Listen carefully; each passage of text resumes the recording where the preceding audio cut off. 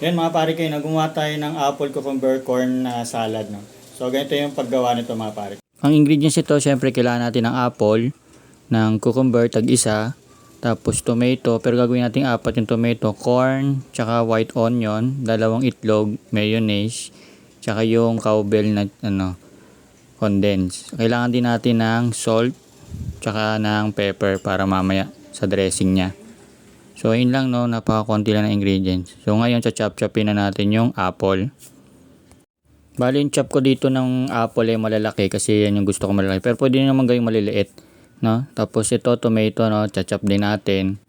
Yan, medyo malalaki din yung chop natin, no? Tapos, sunod natin yung itlog. Yan, chop natin. Tapos, halu-haluin lang natin to mga pare ko, no? Tapos, yung kanyang pipino, cucumber, malalaki din yung chop ko, no?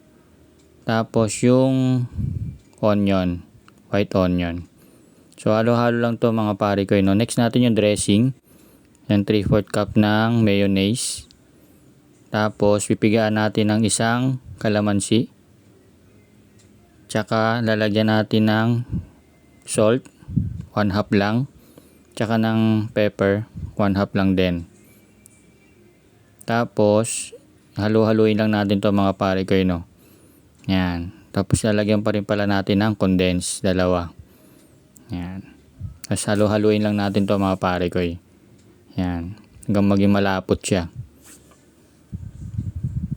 Tapos pag okay na yung dressing niya mga pare ko, pwede nyo na ilagay doon sa mga chinap-chop natin na prutas at gulay. Tapos i-blend nyo lang na maayos, mix nyo lang na maayos mga pare ko. Iuhuli na natin yung corn, no. After nyan ma-blend, mahalo, yan, tsaka natin lalagay yung corn. Yung corn, bahala na kayo kung gaano kadami, no. Pero ganito kadami yung nilagay ko dyan sa corn. So, yung ingredients yan lalagay ko sa description mga pare ko, no.